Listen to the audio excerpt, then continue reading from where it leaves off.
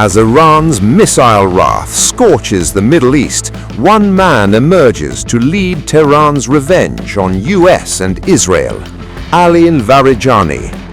For decades, he was the philosopher inside the revolution. Today, he is the face of revenge.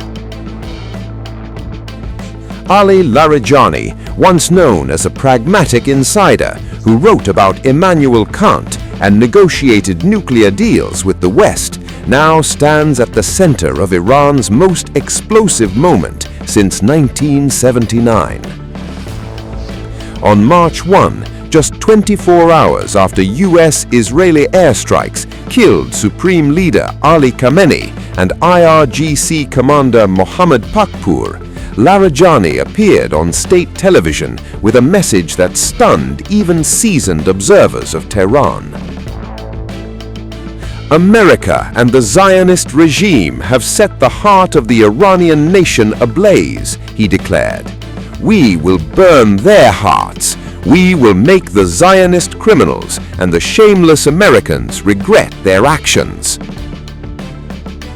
The tone was unmistakable. The era of calibrated diplomacy had given way to a language of fire. This incident is profoundly tragic, and the passing of such a truly eminent and revered personality. It has wounded all our hearts and shocked the nation, but as the Imam, God bless him, said, these martyrdoms make people more steadfast, and that is true. Americans must know they have stabbed the heart of the Iranian nation. Consequently, their hearts will be deeply wounded, and therefore the conduct of our armed forces, starting from this very day, will be considerably more resolute and powerful than it was on the preceding day. Larijani, now Secretary of Iran's Supreme National Security Council, is expected to play a decisive role alongside the Transitional Leadership Council, steering the Islamic Republic through succession and war. In effect, he has become the political architect of what many inside Tehran call Khamenei's revenge. But who is the man now shaping Iran's security strategy as missiles fly and alliances tremble?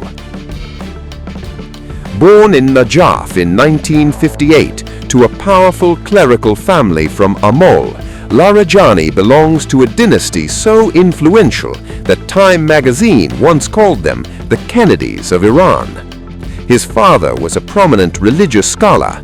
His brothers have held commanding posts in the judiciary and the Assembly of Experts, the body empowered to choose and oversee Iran's supreme leader. Larijani's ties to the revolutionary elite are deeply personal. At just 20, he married into the family of Morteza Motahari, a close confidant of Ruhollah Khomeini, the founder of the Islamic Republic. Yet unlike many clerical power brokers, Larijani's path blended theology with secular academia. He earned a degree in mathematics and computer science from Sharif University of Technology before completing a doctorate in Western philosophy at the University of Tehran, writing his thesis on Kant. He joined the Islamic Revolutionary Corps in the early 1980s, later transitioning into government. He served as culture minister, then as head of state broadcaster IRIB for a decade, where reformists accused him of tightening the media space. From 2008 to 2020, he was Speaker of Parliament, shaping domestic and foreign policy. He also played a central role in securing approval for the 2015 nuclear agreement, the Joint Comprehensive Plan of Action.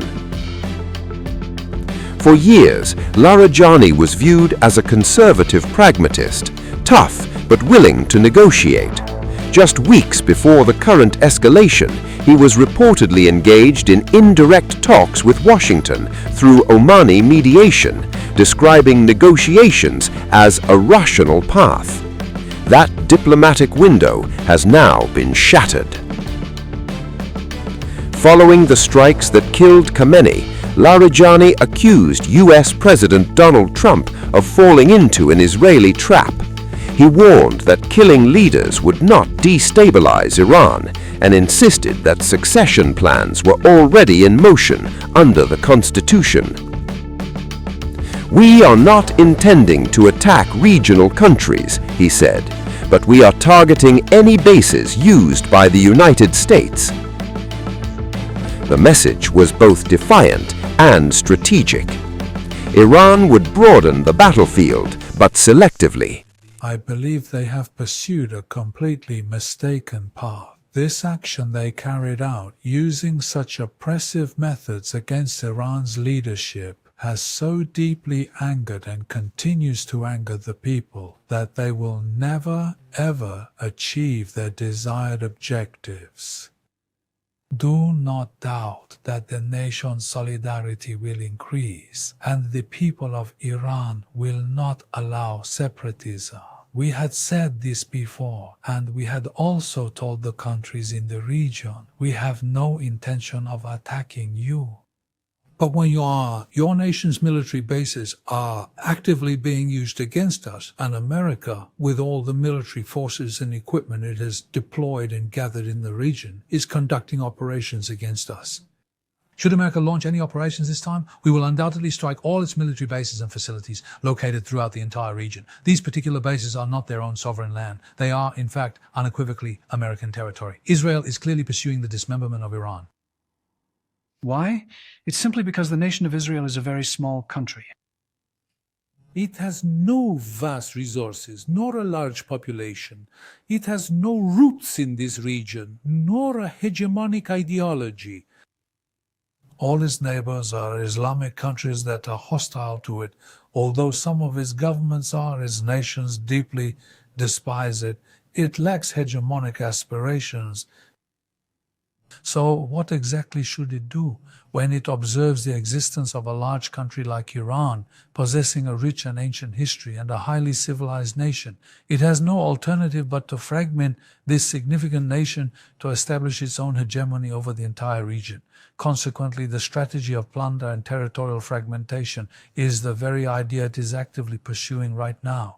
Those groups who harbor thoughts of dismembering Iran should know that we will not show any leniency or compromise in this matter, and the armed forces and the nation stand firm for Iran's unity. They should not imagine that a mere breeze has blown and they can dismember a part of Iran.